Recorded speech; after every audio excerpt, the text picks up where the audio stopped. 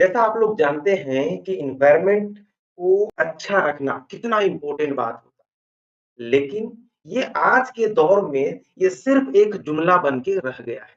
क्यों? क्योंकि जो भी लोग चाहे मैं हूँ या आप या कोई भी, वो लोग सिर्फ बातें करते हैं, इस पे कोई अमल करते ही नहीं है। मैं ऐसा इसलिए कह रहा हूँ क्योंकि आज अगर आप इसके लिए जो भी चीज़ करना चाहते होंगे, जैसे कुछ पेड़ लगा दिया आपने, लेकिन पेड़ लगा देने से क्या होगा? सिर्फ एक पेड़ लगा देने से? गवर्नमेंट इस पेड़ लगाने के नाम पर कितने करोड़ों रुपए का बजट पेश करती है और अंत में आपको पता चलेगा कि उसका 10% भी पेड़ जिंदा नहीं है। आज आप चाहे सेल फोन हो, चाहे आपका जीवन का हर एक चीज जो एनवायरनमेंट को डायरेक्टली या इनडायरेक्टली हमेशा हार्म पहुंचा रहा है।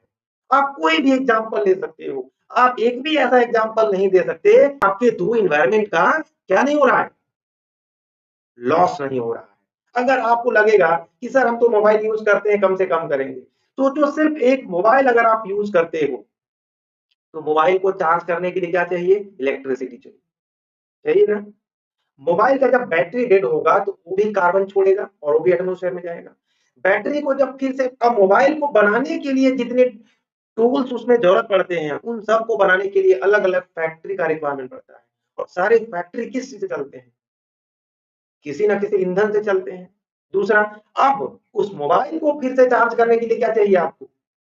क्या चाहिए? फिर से आपको करंट चाहिए और करंट फिर से कोयला जला के बनेगा।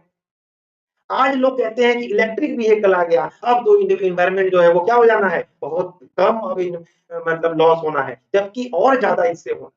ये सिर्फ और सिर्फ लोगों की मानसिकता को क्या करना है, प्रहार होता है। इससे कभी भी ये मत सोचो कि एनवायरनमेंट बहुत अच्छा हो जाएगा। अगर आप अपने यूज के चीजों को सीमित करोगे, तभी एनवायरनमेंट जो है वो बढ़िया रहेगा।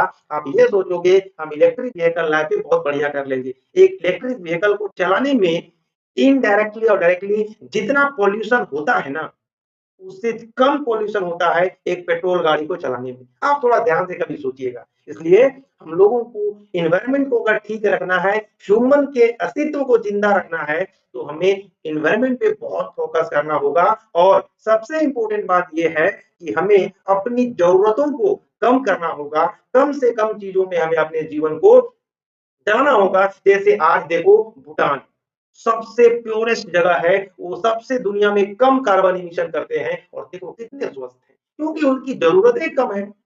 तो आज हम लोगों को संकल्प लेना चाहिए कि अपने जरूरतों को सीमित करें ताकि हम एनवायरनमेंट को सेव कर पाए। Thank you so much.